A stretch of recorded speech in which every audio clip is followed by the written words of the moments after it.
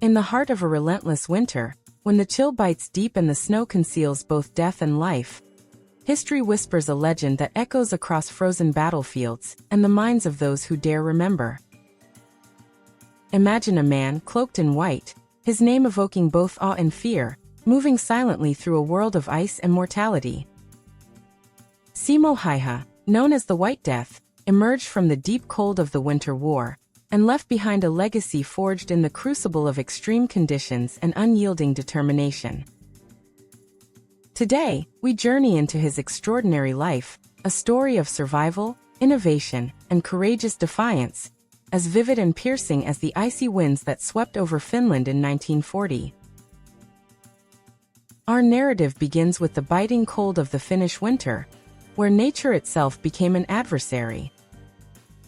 The winter was merciless, with winds that could freeze a man's soul and landscapes blanketed in relentless snow. This was the stage upon which Simo Häyhä would perform feats that seemed almost beyond belief. Raised in the rugged wilderness of Karelia, Simo learned early on how to navigate this frozen realm. His skills were honed by the art of survival, turning every challenge into an opportunity. In this frozen theater, the simple act of breathing could utter your location to the enemy, and every footstep was a careful negotiation with nature. On a bitter day in March 1940, amidst the chaos of the Winter War, a near-fatal event would mark a turning point in his life. Simo Häyhä fought valiantly alongside his comrades, and in a moment that should have ended his story, an explosive round found its mark. The bullet struck his face, tearing through his left cheek and shattering his jaw. It was an injury so severe that his fellow soldiers believed he was beyond saving. In a grim scene, his body was laid among the fallen, swallowed by the cold embrace of fresh snow. Yet, as fate would have it, life clung stubbornly to him.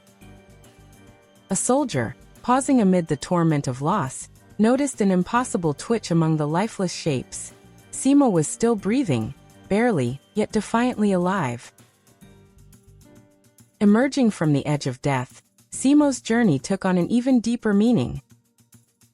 Rushed to a field hospital, he slipped into a coma, only to awaken days later as the echoes of war subsided with the signing of the peace treaty. His survival was nothing short of miraculous, a testament to the resilient spirit embedded within him. The doctors marveled at his recovery, their voices hushed with disbelief. For Simo, this ordeal was more than just a near-death experience. It was a rebirth that solidified his resolve and reshaped his destiny. A defining moment followed that could easily have been lost in the annals of wartime rumor. Finnish newspapers had declared his demise, a final farewell to the nation's celebrated sniper. Yet Simo had a different story to tell.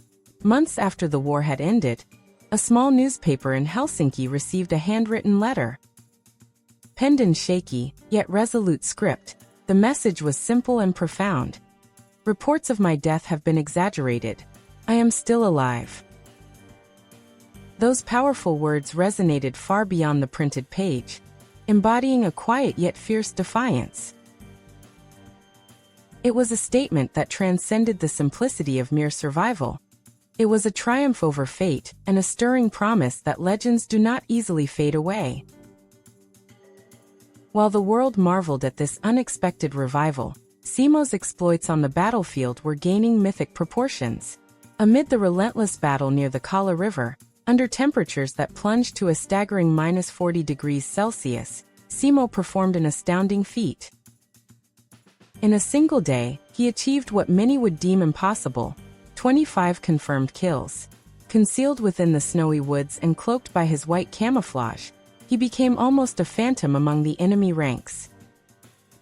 From dawn until dusk, his presence was felt more than seen, his rifle an extension of his unyielding focus. The cold air and shifting shadows witnessed the deadly precision of a man whose name soon became synonymous with both skill and fear. His comrades even jested that not even death dared cross his path that day, an homage to the supernatural aura that seemed to envelop him. This cold arithmetic of survival was not based solely on chance, but on a series of ingenious tactical choices that set Simo apart. As most snipers of the era relied on telescopic scopes to zero in on their targets, Simo deliberately refused such modern contrivances. With unwavering confidence and profound insight into the vulnerability of a sniper's tools, he chose to rely on his trusty iron sights. He believed that the unmistakable glint from a scope could betray his position, a risk he was unwilling to take. In the silence of a winter's day, hidden among the pine and the snow, his unadorned rifle became an instrument of death. Through low, calculated movements and a steadfast patience that allowed him to blend into the environment, he remolded the art of sniping into something both formidable and untraceable. His enemies, constantly hunting for sparks in the cold, never found the reflective cue that might have revealed his location. In that simplicity lay a profound tactical genius, one that earned him the chilling moniker of the White Death. In the realm of tactics, Simo Häyhä was both pragmatic and inventive. In a battle fought against not only human adversaries but nature itself, every breath could betray a position. When the frigid temperatures dropped below -30 degrees Celsius, the air around any living creature would condense into visible puffs, revealing the hidden sniper to enemy eyes. Rather than succumbing to this vulnerability, Simo adopted a tactic as unconventional as it was effective. He filled his mouth with snow. With this odd yet ingenious method, he cooled his breath before it even left his lips, ensuring it did not swell into a conspicuous cloud. For hours on end, he sat motionless, his figure indistinguishable from the surrounding drifts, merging with the very winter he was born into. This quiet act of defiance against the elements was a perfect example of his ability to transform nature's cruelty into an unwavering advantage.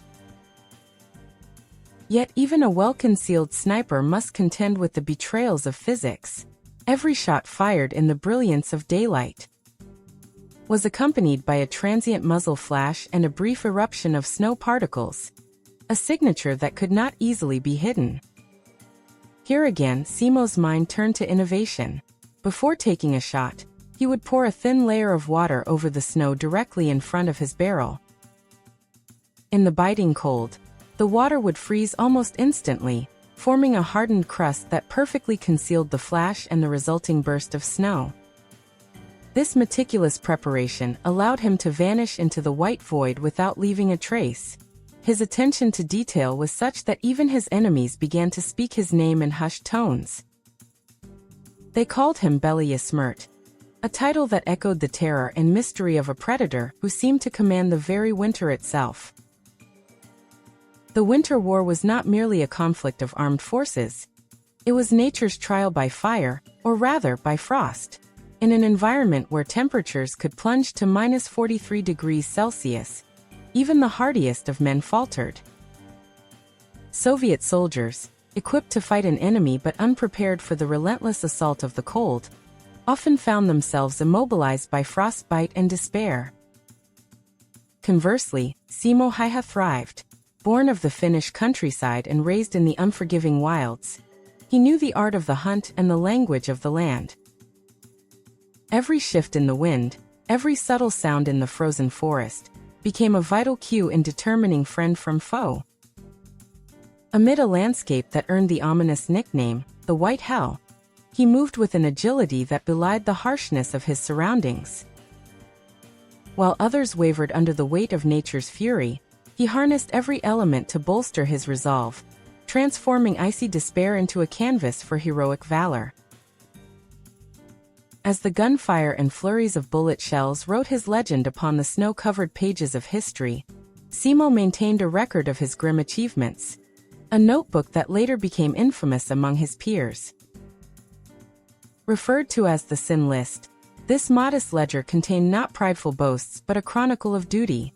Each entry was a silent tribute to a life taken, a life saved, and the heavy burden of war. When asked about this tally of souls, Simo would simply remark with the detached honesty of a soldier bound by duty, I did what I was told, as well as I could. I wouldn't call it sin, but it wasn't joy either.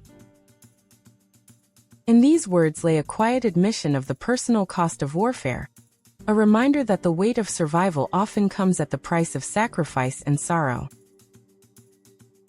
But the story of the White Death is not confined merely to long-range precision and stealth. In moments when the enemy dared to encroach too closely, Simo demonstrated a versatility that extended well beyond the confines of a sniper's role. Equipped with his preferred Suomi KP/31 submachine gun, he turned close-quarters skirmishes into displays of relentless force. In those rare encounters, when the enemy closed in within just 30 meters, his response was swift and brutal, a rapid burst of fire that underscored his readiness to adapt at a moment's notice. His fluid transition between the cold discipline of long-range sniping and the explosive urgency of a submachine gun assault made him a multifaceted force on the battlefield, capable of meeting any threat with the same uncompromising precision. In the midst of evolving warfare technology and the clamor for innovation, Simo remained steadfastly loyal to his roots. When offered a modern replacement for his reliable firearm, he chose to keep the trusted M/28-30 rifle, a modified Mosin-Nagant that he had adjusted perfectly to fit his grasp. There was a deep understanding in his refusal to change what worked. Every scratch, every mark on that rifle was a testament to countless days spent in the unforgiving cold. His words rang clear and simple. "You don't change what works." This phrase not only underscored his pragmatic approach but also echoed through the ages as a powerful reminder of the virtue of consistency and trust in one's own proven methods. As the final chapters of the Winter War were written in the frozen silence following the last echoes of battle, Simo Häyhä's life began to transform away from the front lines. Though the conflict had left scars and memories too heavy to erase, he returned to a quieter existence on a modest farm. For decades to come, he lived a life of relative peace, a stark contrast to the relentless intensity of war. Yet even in retirement, the shadow of his wartime exploits loomed large, a legend etched in ice, forever part of a country that revered its warriors and its history. Today, as we look back on these incredible feats, his actions remain relevant not only as historical data, but as lessons in resilience, tactical innovation, and the unyielding spirit of survival. Each story from the frozen trenches speaks to the heart of human endurance, a life that balanced between the edge of death and the will to live. Simo Häyhä's legacy reminds us that even in the harshest environments, where nature conspires against us, ingenuity and resolve can turn dire circumstances into triumph. In every whispered account of his near-miraculous recovery, in every tale of his precise and unrelenting aim, we hear the echo of a man who was as much a part of the winter as the snow and ice themselves. His story, narrated around the fire on long, frigid nights, carries a warmth of courage in the face of overwhelming odds. It is a reminder that history is not simply a record of events, but a vibrant tapestry woven with the threads of human determination, innovation, and the desire to overcome. As we conclude this journey through the life of the White Death, we are left not only with a detailed chronicle of war, but with an enduring testament to the power of resilience. Simo Häyhä's life is a tale of both tragedy and triumph, a narrative that teaches us how the bitterest cold can forge the strongest spirits. His legacy continues to inspire, serving as a powerful reminder that even when the world around us freezes over, the flame of determination never fully dies. Reflect on the frozen battlefields and quiet moments of ingenuity. A soldier's breath, invisible against a backdrop of snow, can mean the difference between life and oblivion. This legacy, born in the unforgiving winter of 1940, demands our respect and our awe. Every calculated shot, every ingenious tactic, speaks of harmony with nature's wildest extremes and the stark realities of war. The life of Simo Häyhä is a beacon from a time when survival was measured by a single breath, and each day was a battle against both man and nature. His story invites us to appreciate the intricacies of military history, the art of tactical warfare, and the enduring human spirit that refuses to bow in the face of adversity. As you carry these tales into your journey of discovery, remember his words, spoken with quiet conviction through decades of contemplation. Practice. With such a simple admonition, Simo encapsulated a lifetime of discipline and perseverance, a message to all of us that excellence is rarely born from idle chance, but from the relentless honing of one's craft. Explore more legendary military history, and uncover the untold stories of those who shaped it.